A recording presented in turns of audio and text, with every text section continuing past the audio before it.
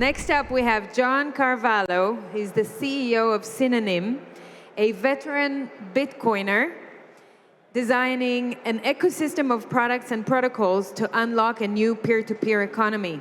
John will explain why self-custody is the foundation of financial sovereignty in Bitcoin. Okay, good afternoon. So as she mentioned, today's presentation is called Self-Custody is Non-Negotiable. My name is John Carvalho. I am CEO at Synonym.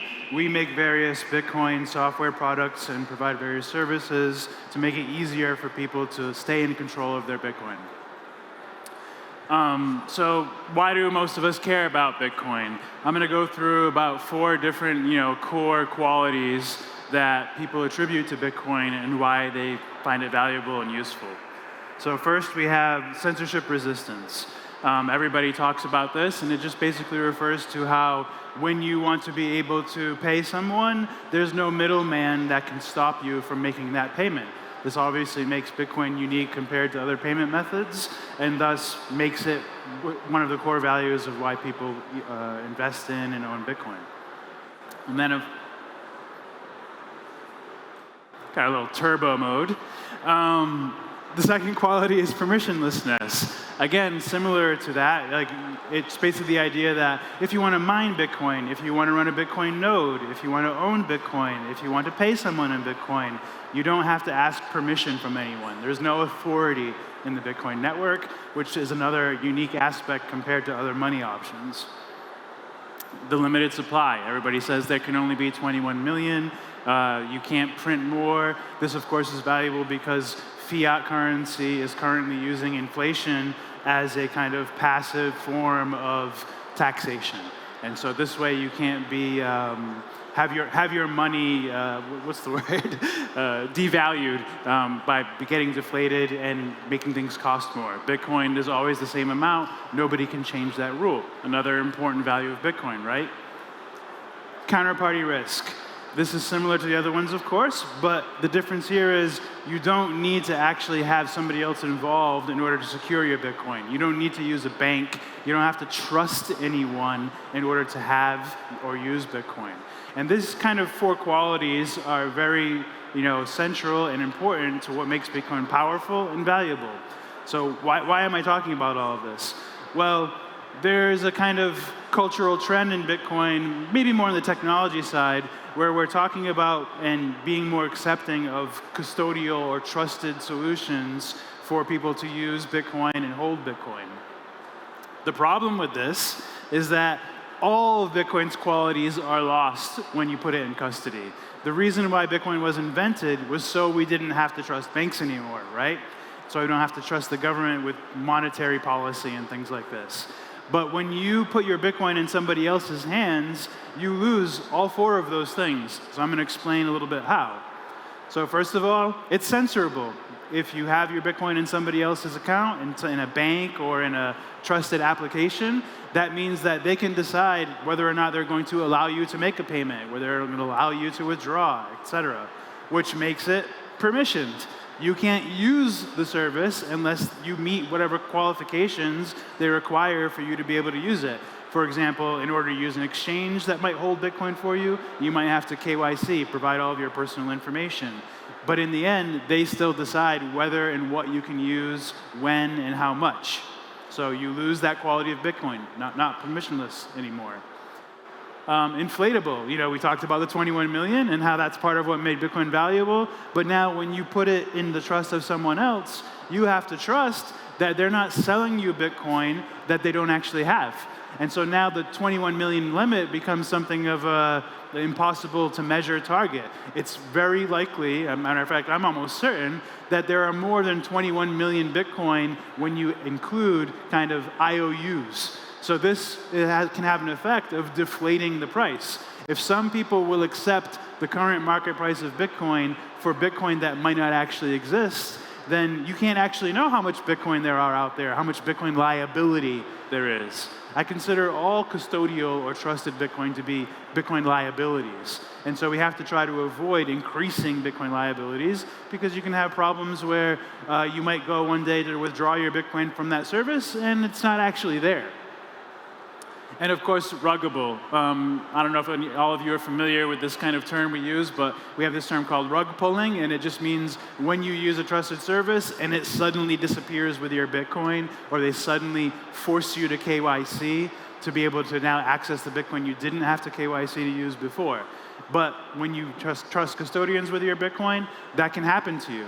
That can't happen to you when you hold the Bitcoin yourself. So again, this is just a way to show how with just these 4 qualities of Bitcoin, you end up losing them all when you trust somebody else to hold your Bitcoin. And you don't need to do that. You can hold your own Bitcoin, right? This creates somewhat of a Bitcoin class system. And this is just a way of thinking about the kind of degrees of loss of autonomy and control that you have when you start introducing trust into the relationship. This comment here is just letting you know that it doesn't matter whether you trust yourself to hold your Bitcoin and you're saying, oh, I'd rather leave it on exchange. I trust the exchange more because I think I'll lose it. Well, you can't pass off responsibility for your Bitcoin. What you're actually doing is you're adding one more person in the loop that has to not mess up and not lose your Bitcoin. For example, you trust Coinbase to hold your Bitcoin because you don't want to hold it yourself. You'll think you'll lose it. Well, you still have a password and a way of accessing Coinbase to tell them what to do with your Bitcoin. You can lose that. So now you've added the ability for somebody else to lose your Bitcoin and the ability for you to lose your Bitcoin. You haven't necessarily solved anything or shed some sort of a degree of responsibility. You always have the responsibility if you think that Bitcoin is yours, right? Right now, about 10% of the Bitcoin that people claim to own is all issued as IOUs. That means that some exchange holds it, some bank holds it, some trusted account-based wallet app holds it, and thus all that 10% of Bitcoin doesn't have the qualities that people value about Bitcoin.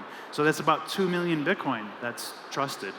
That includes about 1 million Bitcoin in ETFs. And so you have 1 million Bitcoin that people have a claim to, where they're effectively like a third-class citizen. This chart here explains a little bit of what I'm getting at with the class system. The basic idea here is if you take these qualities like access, ownership, security, and you think about them in kind of 3 degrees, well, when you hold everything yourself, you have total control, you're a first-class citizen, nobody can get in your way. We'll also post this later if you want to have access to this and read this in more detail. But as a second-class citizen, you may have to ask permission in order to do something like pay somebody else, or you'll have to trust them that they'll allow you to pay somebody else with your Bitcoin. And then third class is, you can't even actually use the Bitcoin as Bitcoin. You really just only literally have the exposure to the price. So the ETF, you can't pay someone in ETF shares, right? You have to now sell the ETF, convert it into something you can pay them in. So the further you go into trust, the further you go away from the qualities of Bitcoin, and you ultimately end up reducing them to, I'm trusting somebody else to provide me Bitcoin price exposure. Maybe that's enough for some people, but there's a lot of risk there. And one of the reasons there's so much risk is that you can't get back Bitcoin when it's stolen. When Bitcoin is lost, it's a bearer instrument. The person who holds it owns it. And so if Coinbase gets hacked and lose your Bitcoin, they're not going to find Bitcoin and give you your Bitcoin back. They might not even be able to. They might not be able to source the amount of Bitcoin that they've lost. Here again in this chart, you can see a couple more qualities across the class system idea, privacy and fees. Again, with any of the qualities of Bitcoin, they degrade the more you go into the trust zone. Some people will say that the Bitcoin ETFs aren't so bad because some of them are publishing their Bitcoin address, and they're basically proving that they have this amount of Bitcoin. But the truth is, what are they proving? They're proving a number. Are they proving they're the only ones that hold the keys to that Bitcoin? Are they proving that they still have the Bitcoin, the next day after they did whatever audit or proof? Are they proving that they haven't encumbered that Bitcoin with some sort of liability, like they've rehypothecated it, lent it to someone else, used it to get a loan for whatever they're doing? You just don't actually know what that Bitcoin is encumbered with, and you don't know if it will be there tomorrow. The ETF can get hacked. The ETF could get regulated in some surprise way that makes you not be able to access it or lose value. There's still a lot of risk there, even when they report that they have some amount of Bitcoin. So in the end, only self-custody protects the 2.1 quadrillion supply cap. I'm just taking this moment to mention this 2.1 quadrillion concept just because technically there's no such thing as Bitcoins. There's only units of Bitcoin. And there's actually 2.1 quadrillion units of Bitcoin. But it's become kind of a culture to say 21 million because we have this kind of aesthetic decimal place that we added a long time ago, and it's kind of hard to remove it at this point. But in the end, you have to hold your Bitcoin, however you denominate it, in order for it to actually be safe. Continuing with the ETF and the custodial problems and the 2 million Bitcoin under custody, well, more than $5 billion worth of Bitcoin has been lost by custodians, by these trusted people that people revert to using instead of trusting themselves. This includes things like BlockFi, FTX, all of these kind of large rug pulls that have happened in the past, really only in the past 4 or 5 years at most. You can see the spike in the chart there. Like it's just getting worse over time. So do you really want to be trusting, or do you want to learn how to hold your own Bitcoin? Another cultural issue we have is because people have trouble figuring out ways to scale Bitcoin, or it's difficult to do the work of providing applications that people can hold the Bitcoin themselves, they revert to like boosting and promoting some of these trusted services. And this creates like this counterculture where they start identifying the people that are trying to protect people and keep them safe, people like me, trying to say, hold your own Bitcoin, self-custody, don't trust people with your Bitcoin. And they've painted us as toxic maximalists. And this is just basically like a hit. They're just trying to degrade our reputation. But in the end, when you take an example like BlockFi, here you can see Anthony Pompliano was, maybe still is, I don't know, a relatively well-known influencer in the Bitcoin space, in the crypto space. And when this service came out, this trusted service, BlockFi, I think he was maybe an investor, but he was out there doing his meme, bang, bang, everybody's going to use this, it's going to go to the moon, it makes 6%, you know, trust this. And then, you know, a few years later, that's 2019, and I was saying, you know, don't trust this, and I was getting called toxic and rude and wrong, and then fast forward a few years later, BlockFi is filing for bankruptcy, and now these people are potentially losing out a significant amount of their Bitcoin. So this happened, like I said, again, with Terra Luna, BlockFi, FTX, the list keeps growing. Finally, we have more trouble that we can talk about. Compliance creep. Basically, self-custody is now kind of under attack. We're having these sort of gray area arrests where they're kind of adding in some claims that, oh, they were trying to achieve privacy and that's what that makes them bad. Or they're trying to have a unhosted wallet, and hosted wallets are regulated, but unhosted, self-hosted ones aren't. And so they're kind of making these things look bad and compliance be more difficult. This has led to now some Bitcoin companies pulling out of the US jurisdiction, pulling out from offering certain services around Bitcoin, just because the regulatory environment is more predatory and they keep things ambiguous so they can basically apply their rules however they want to. Bitcoin banks, they're really just the same thing as regular banks. You will see that, you know, people will refer to an application, say like Wallet of Satoshi, which is basically a custodial app and you have to trust them. They call it a wallet, right? It says it right in the name. But the problem is it's an account. It's not actually a wallet. But we become very tolerant of these things because they onboard a lot of users, and more users means more price, more number go up, as they say. And so we become like a tolerant culture of things that are actually ultimately degrading the whole environment. If you go custodial, if you trust somebody with your Bitcoin, you are not a Bitcoiner, outright. People don't like to hear this. They think, oh, everybody has a different definition of Bitcoin. Well, I'm sorry, but the minimum definition is to actually use Bitcoin. If you're not using Bitcoin, you're using something else. You're using a bank, you're using an altcoin, you're using a new-fangled bank, which are things like these e-cash solutions. I don't know if you've heard of these, but you have to hold your own Bitcoin if you actually want the values of Bitcoin. So your choice is either custodial or self-custodial, trust or not trusted. What I mean by all of this is the technology becomes very interesting to Bitcoiners. They want to learn, they dive into the rabbit hole, they want to learn about economics, about cryptography, et cetera, and then you have these kind of side cultures that come along with Bitcoin where people innovate on things like eCash. Well, eCash is just basically new technology for running banks. But they don't want you to call it banks. They want to say this is a way of scaling Bitcoin, or this is not, you don't have to trust as much as a bank. But the problem with all this is these things aren't actually Bitcoin. These are just extra technologies that people use to run banks. So when it comes to trust, if you are going to trust, what actually matters is whom you trust, not how you trust them. So don't get distracted by whatever the hot technology is or the hot startup that it's using a new banking technology. And remember that when you've decided to use trust as a way to solve your problems, one of the first things you should be thinking about is who to trust. Don't get distracted with how to trust. You say, oh, these people use liquid federation and that it works this way and works that way. Well, but the problem is you don't even know who is in the federation. So how can you decide whether to trust them if you don't even know who they are? And that's why you should just hold the Bitcoin yourself. So as far as actually improving self-custody and the kind of positive side of our culture and what we're doing to make it easier for all of you to hold your own Bitcoin and run your own nodes, well, we have a few companies here that I'd like to highlight, including one of our products at the bottom there.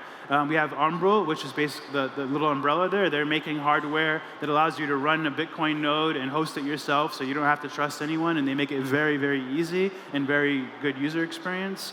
Spiral there, they make open source software for people like us to build these products to make it easier for you.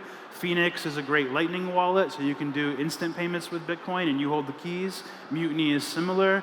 Liana is a wallet that specializes in what's called time locks and multi-signature, and this allows you to manage your own Bitcoin in a way that you can decide whether to have it be like trigger an inheritance if you stop responding. There are various ways to have more than one key to have access to the Bitcoin, so it requires, say, at least 2 people or 3 people to be able to make an operation. So they do some cool stuff. Breeze does things with being able to do Lightning nodes inside of a cloud service. Trezor makes little hardware wallets that you can store your Bitcoin in if you don't want to use software. And then Bitkit, finally, which is our application, is a mobile app that does on-chain Bitcoin where you hold your own keys, and off-chain, which is called Lightning, so you can use Bitcoin instantly, but the node is inside the application. So you don't have to trust some outside service to provide the node and the server for you. A lot of people like to complain and say, oh, Bitcoin is really hard to use. It's not easy. That's why I use an exchange. I don't trust myself. It's too difficult. It's not. If you actually try it, even if you want to run the most core version of Bitcoin called Bitcoin Core, you just download the app, you run the app, you wait, and then you're running a Bitcoin node, and you're able to hold your own keys. It's not actually hard, and applications like we create, like on the list in the prior frame, are the way you can actually do that. So in the end, Bitcoin is your responsibility. Don't entrust that responsibility to anyone. Don't include anyone else. And if you get a chance, please try our application, our way of expressing these values to you, which is our mobile application called Bitkit. We have a booth over there where you can learn more. We can help you install it. You can get some stickers and stuff. And yeah, change your wallet, change the world. Thanks, everyone.